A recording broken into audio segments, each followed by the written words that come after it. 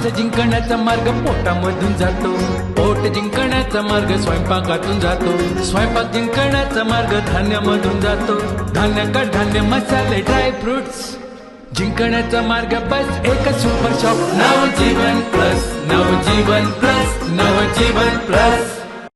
नमस्कार, मी सौ तृप्ती बाकरे. बहुभाषिक ब्राह्मण संघटना गेली 15 वर्ष परशुराम जयंती उत्सव साजरा करत आहे आणि त्याचबरोबरीने अनेक उपक्रम हाती घेत आहे. पण ह्या सर्वांमध्ये महत्वाचं कार्य म्हणजे ह्या सगळ्या उपक्रमांची जी पत्रिका असते ती पत्रिका प्रत्येकाच्या घरापर्यंत पोहोचवणं. आणि हे काम वरकरणी जितकं सोपं वाटतंय तितकं ते निश्चितच नाहीये. उन्हातान्हात फिरून प्रत्येकाच्या घरापर्यंत जाऊन ह्या पत्रिका वाटल्या जातात.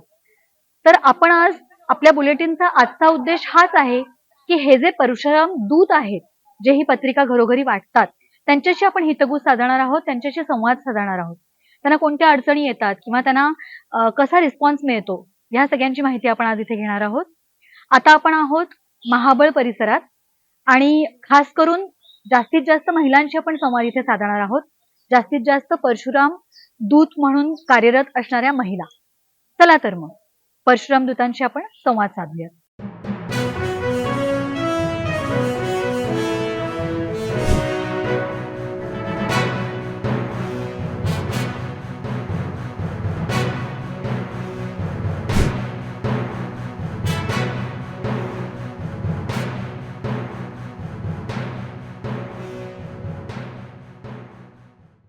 नमस्कार.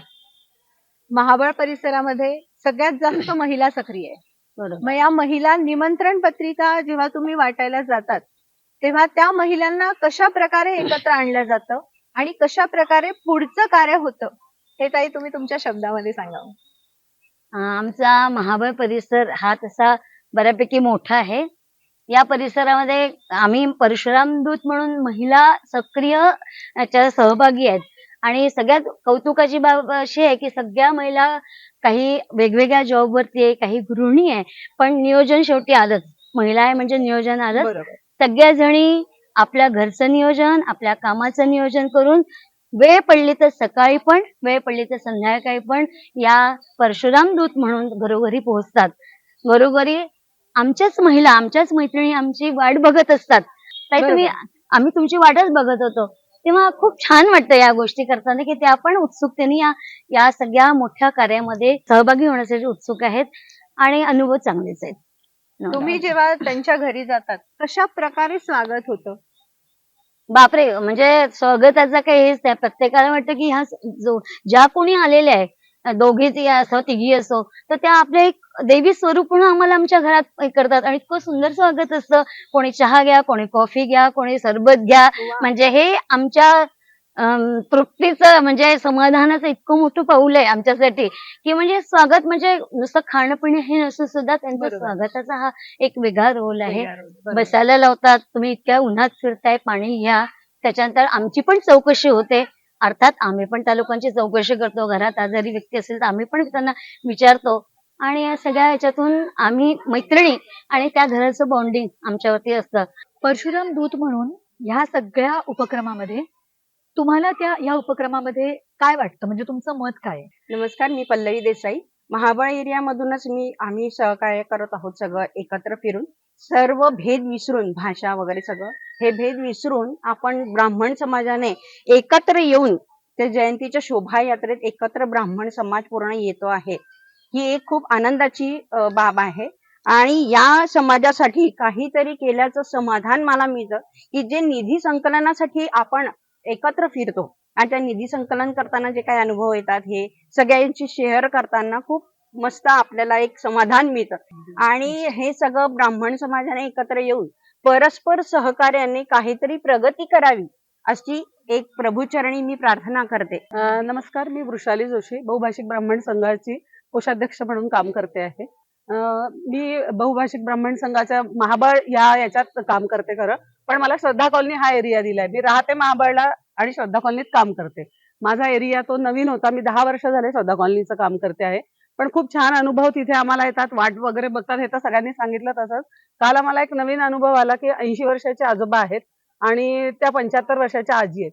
तर काल त्या असं म्हणल्या की बरं झालं तुम्ही आल्या, ब्राह्मण विद्यार्थ्यांसाठी आम्हाला काहीतरी करायचं आहे, पैसे द्यायचे आहे, तर ह्या माध्यमातून आम्हाला देता येईल. तर असं काही असेल तर आम्हाला सांगा. असे विद्यार्थी शोधून आम्हाला तुम्ही द्या, आम्हाला त्यांना मदत करायची आहे.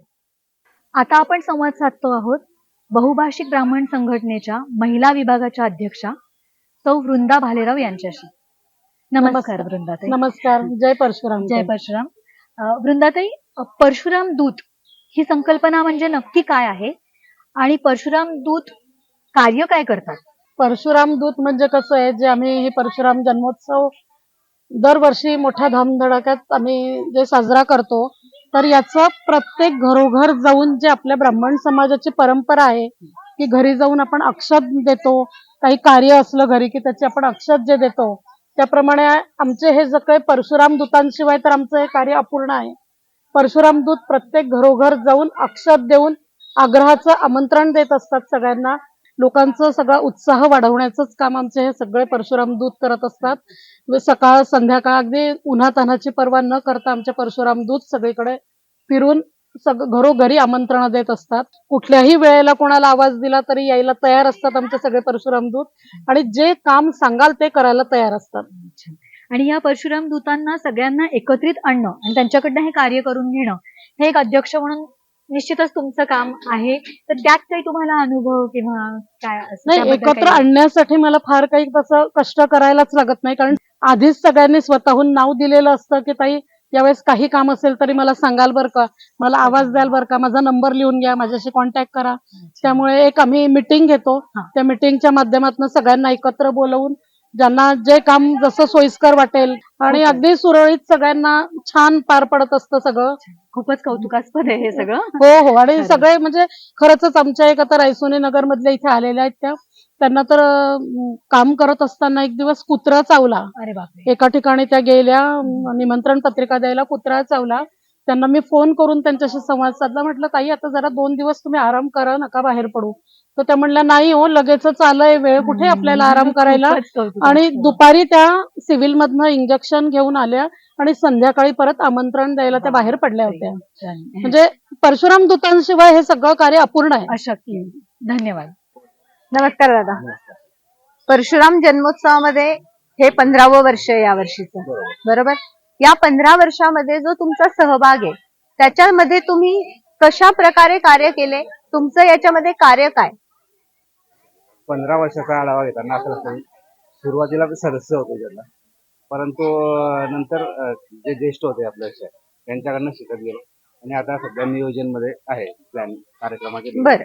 ते सगळ्या एवढा मोठा इव्हेंट, पूर्ण शहराचा सिटी आयकॉनिक इव्हेंट आहे, बरोबर? सर्व समाज बांधवांचं याकडे लक्ष लागलं. तर हे सगळं आयोजन करताना त्याचं सूक्ष्म नियोजन केलं जावं. तर हे सगळं नियोजन करताना हा एक नियोजन एक आहे की त्यामध्ये सर्व बारीक साऱ्या गोष्टींचा विचार करावा लागतो. परशुराम जयंती ही एकमेव साध्य नाहीये. यामध्ये एक असा सुद्धा विषय आहे की आपली सगळं आपण संख्या तर दिसते परशुराम जयंती, पण यासोबत एक असं होऊन राहिलंय की समाजामध्ये आपण घरोघरी जातो, त्यानिमित्त वर्षातून घराच्या बाहेर पडतो, बरोबर. आणि सर्व लोकांची गाठीभेटी होतात. जो तो आपापल्या कोशामध्ये बसलेला असताना आजकाल आपण सगळ्या त्यांच्या घरी जाऊन भेटतो लोकांना आणि त्यांचे सुखदुःख कळतात आपल्याला, आणि अटॅचमेंट जी वाढते यामुळे भरपूर अटॅचमेंट वाढली समाजात. बरोबर बरोबर.